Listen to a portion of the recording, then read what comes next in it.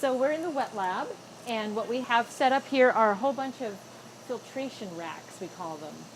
So the things that we study are very small particles. Some of them are living cells, like I talked about yesterday, the phytoplankton and microzooplankton, and some of them are dead gunk or little suspended tiny particles of rock that might have come in with the glacier, or tiny fragments of shell, or the little molts from the copepods and krill that you guys have been looking at.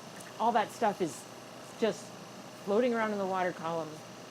And it's important to try to understand what's out there because it's real variable and it affects the feeding conditions for organisms that are further up in the food web, and it's also an indicator of what's going on in the lower levels of the food web. We called this an intensive station, so we're measuring basically just about everything we can think of to try to characterize that particulate matter. In order to capture it and look at it or study it, you basically have to filter it out of the water.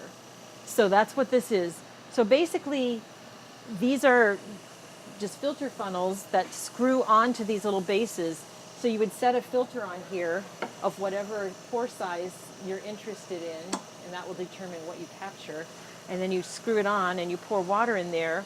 And if you want to get really fancy, you can set this disc on top of there and put another filter on there, and then put this funnel on top of there. And that's what we do for our chlorophyll analysis. So basically, we can measure how much chlorophyll is in particles that are fairly large, and large for us means 20 micrometers. And then everything else that would include all the stuff that's smaller than 20 micrometers. And that gives us a really good idea of what kinds of phytoplankton are in the system. Are they mostly large, or are they all really tiny? So we did that already at this intensive station, and now we're filtering larger volumes just onto one filter at a time to measure the particulate organic carbon. So that'll include the phytoplankton and the microzooplankton, but it'll include a lot of other stuff too. We want to know how much of that is in the environment. And then over here we have some kind of other special filter types. So these bottles have water that we're filtering, which will get analyzed in an instrument called a high performance liquid chromatograph, and it'll separate all the different pigments that are in the phytoplankton. So chlorophyll is the main light harvesting pigment, but they also have all sorts of secondary pigments that they use either for collecting other wavelengths of light, or for actually protecting themselves if it ever did happen to get sunny. They have photoprotective pigments. So like a carrot is orange because of beta carotene, and a lot of these algae actually have beta carotene in them as well. So certain kinds of algae have certain characteristic pigments that are only in that kind of alga. So we'll be able to get information about the composition of the phytoplankton community. And then here, these special glass filter funnels and filter frits got used for a very small pore size filter. And another colleague of ours is going to analyze those for molecular sequences that can tell us based on DNA what is in the plankton here.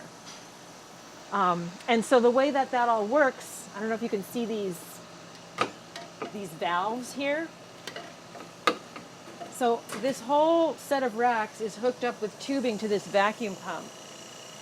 And it's pulling water from the filter funnels through this, especially if this valve is open. If it's closed, it's not pulling any water. If we open it like this, it will pull a vacuum, and it pulls the water down into this really thick-walled flask that's basically just collecting the seawater waste that's been passed through our filter. And then the vacuum pump here is pulling a vacuum on this whole system. Filtering particles out of seawater is a really common thing that oceanographers do to characterize them. And so every biological oceanographer who studies the small stuff in the plankton has some version of this that they spend a lot of time in front of when they're out at sea.